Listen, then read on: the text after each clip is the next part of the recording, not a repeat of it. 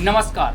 पश्चिम बंगाल की राजनीति में जो हुआ उसने सिर्फ एक राज्य नहीं पूरे देश की राजनीति को हिला दिया, क्योंकि पहली बार एक मुख्यमंत्री चुनाव हारने के बाद ये कह रही है हम चुनाव हारे नहीं है, हमें हराया गया है। और सबसे बड़ी बात, ममता बनर्जी ने साफ कह दिया है कि वो इस्तीफा नहीं देगी। उन्होंने कहा जब हमने चुनाव हारा ही नहीं है तो इस्तीफे का सवाल कहाँ उठता है। दोस्तों, ये सिर्फ एक बयान नहीं है, ये सीधे सीधे चुनाव आयोग, पूरे चुनावी सिस्टम और भारतीय जनता पार्टी पर सवाल है। ममता बनर्जी ने आरोप लगाया कि चुनाव आयोग और बीजेपी ने मिलकर चुनाव को प्रभावित किया है।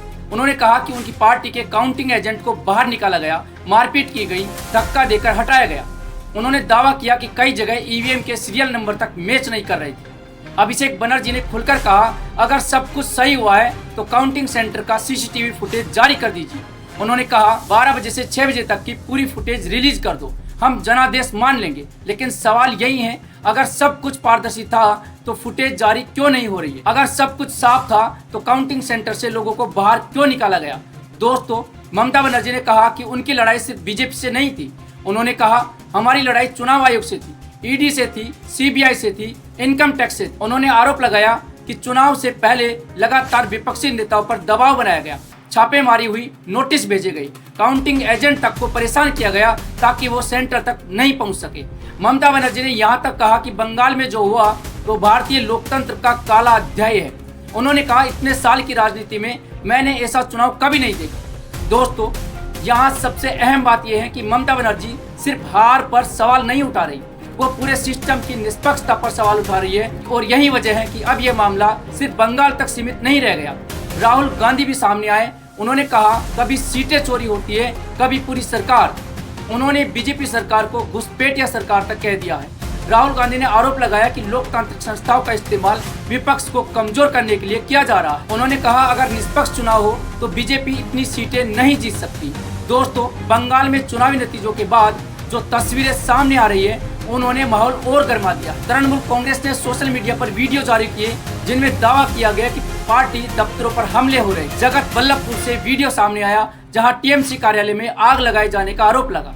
ममता बनर्जी ने आरोप लगाया कि उनके कार्यकर्ताओं को डराया जा रहा है, पीटा जा रहा है, टॉर्चर किया जा रहा है। उन्होंने कहा शेड्यूल कास्ट परिवारों तक को नहीं छोड़ा गया। उन्होंने दावा किया कि कुछ जगहों पर महिलाओं तक को धमकियां दी गई।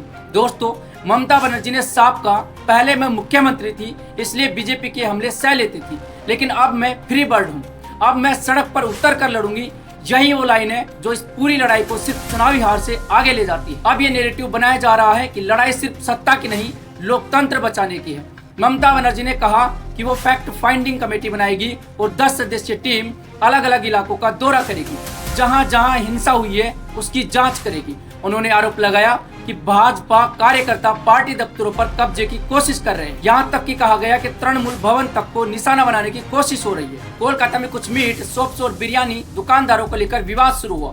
वीडियो सामने आए जिनमें कुछ लोग दुकानदारों से कह रहे थे कि मंदिर के पास दुकान बंद करनी होगी। इसी को लेकर विपक्ष बीजेपी पर हमला कर रहा है। कहा जा रहा है कि बंगाल की गंगा जमुना तहजीब को बदला जा रहा है। ममता समर्थकों का कहना है कि बंगाल की अपनी संस्कृति है, अपना खान पान है और उस पर राजनीतिक दबाव बनाया जा रहा है। दोस्तों, याद कीजिए चुनाव के दौरान बीजेपी नेताओं ने बंगाल में मांस भात तक खाया था ताकि जनता को संदेश दिया जा सके कि वो बंगाल की संस्कृति के खिलाफ नहीं है। लेकिन अब सवाल उठाया जा रहा है कि अगर ऐसा है तो फिर ये विवाद क्यों हो रहे? यही वजह है कि अब विपक्ष इस पूरे मामले को सिर्फ चुनाव तक सीमित नहीं रख रहा, बल्कि इसे सिस्टम बना विपक्ष की लड़ाई के तौर पर पेश कर रहा है। ममता बनर्जी ने कहा कि उन्हें इंडिया गठबंधन के कई नेताओं का समर्थन मिला है। उन्होंने नाम लेकर कहा सोनिया गांधी, राहुल गांधी, अरविंद केजरीवाल, उद्धव ठाकरे, अखिलेश यादव, तेजस्वी यादव, हेमंत सोरेन, सब ने उनसे बात की है। उन्होंने कहा हम सब साथ मिलकर लड़ेंगे, हम पीछे नहीं हटेंगे। सबसे बड़ा सवाल अब यही है, अगर मुख्यमंत्री इस्तीफा नहीं देती तो आगे क्या होगा?